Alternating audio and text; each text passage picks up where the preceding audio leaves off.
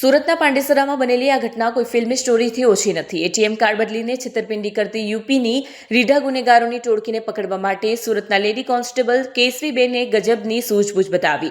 જ્યારે પોલીસને બાતમી મળી કે એટીએમ બદલી લોકોને લૂંટતા આરોપીઓ જીયામ ગામમાં છુપાયા છે, ત્યારે તેઓ સતર્ક ન થઈ જાય તે માટે કેસરીબેને ડોક્ટરનો સફેદ એપ્રોન પહેરી વેશપલટો કર્યો। બીમારીની તપાસ કરવાના બહાને તેઓ આરોપીના મકાનમાં પ્રવેશ્યા અને ખાતરી કરી કે 5 આરોપી અંદર જ છે। જે બાદ તેઓ ટીમને સિગ્નલ આપતા અન્ય પોલીસ કર્મીઓએ આ ટોળકી દબોચી લીધી। મહિલા કોન્સ્ટેબલની આ નવતર પદ્ધતિને કારણે જ આ ઓપરેશન સફળ રહ્યું અને ગુનેગારોને ગંધ પણ ન આવી। આ ગેંગની મોડસ ઓપરેન્ડી અત્યંત ઘાતકી અને ચાલાક ભરી હતી। તેઓ ખાસ કરીને પાંડેસરા અને સચિન જીઆઈડીસી જેવા વિસ્તારોના એટીએમ સેન્ટરો પર વોચ રાખતા હતા। જે ભોળા અને અભણ શ્રમજીવીઓને પૈસા ઉપાડતા ન ફાવતું હોય તેમને મદદ કરવાના બહાને તેઓ વિશ્વાસમાં લેતા। દરમિયાન તેઓ નજર ચૂકવીને પિન નંબર જોઈ લેતા અને અસલી કાર્ડ બદલીને પોતાની પાસેનું નકલી કાર્ડ પધરાવી દેતા હતા। મિનિટોમાં જ ગરીબ મજૂરોની આખી જિંદગીની મૂડી તેમના ખાતામાંથી સાફ થઈ જતી। આ સર્ચ ઓપરેશન દરમિયાન પોલીસ પણ ચોંકી ઉઠી હતી, કારણ કે આરોપીઓ પાસેથી 150 જેટલા વિવિધ બેંકોના એટીએમ કાર્ડ મળી આવ્યા। આ ઉપરાંત 57,000ની રોકડ અને 5 મોબાઈલ ફોન પણ જપ્ત કરવામાં આવ્યા છે। આ સફળતાથી પાંડેસરા, સચિન અને ભેસ્તાન પોલીસ સ્ટેશનમાં નોંધાયેલા 5 જેટલા ગંભીર ગુનાનો ભેદ એક સાથે ઉકેલાઈ ગયો છે। કુલ 1,10,000નો મુદ્દામાલ પણ કબજે કરાયો છે અને આગળની તપાસ ચાલી રહી છે। ઝડપાયેલી આ ટોળકીનો મુખ્ય સૂત્રધાર 26 વર્ષીય રામપૂજન ઉર્ફે સૌરભ સરોજ છે, જેની સામે અગાઉ હત્યાના પ્રયાસ અને ગેંગસ્ટર એક્ટ જેવા ગંભીર ગુનાઓ નોંધાયેલા છે। તેની સાથે અનિલ, વિશાલ, રાહુલ અને વિકાસ નામના શખ્સો પણ સામેલ હતા, જેઓ મૂળ ઉત્તર પ્રદેશના આઝમગઢના વતની છે। આ ટોળકી સુરતના આવાસમાં રહીને ગુનાહિત પ્રવૃત્તિઓ ચલાવતી હતી।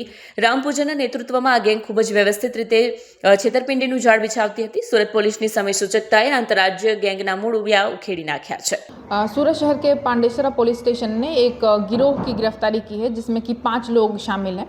ये पाँचों 5 यूपी के हैं और इनकी एमओ ऐसी थी कि एटीएम के बाहर खड़े रहें और कोई जो एटीएम से पैसे निकलने के लिए आए उसको एग्जैक्टली पता नहीं है कैसे पैसा निकालना है, तो उनसे वो ये उनका एटीएम ले लेते थे कि आप हमें पिन बता दो, हम आपको हेल्प कर देंगे निकालने में।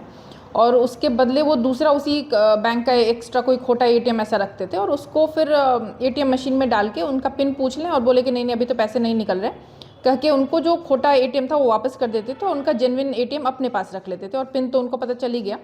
और जब वो आदमी चला गया तो उसके पीछे फिर वो उससे पैसे निकाल करके या तो कैश निकाल ले या उससे कोई पेमेंट कर ले।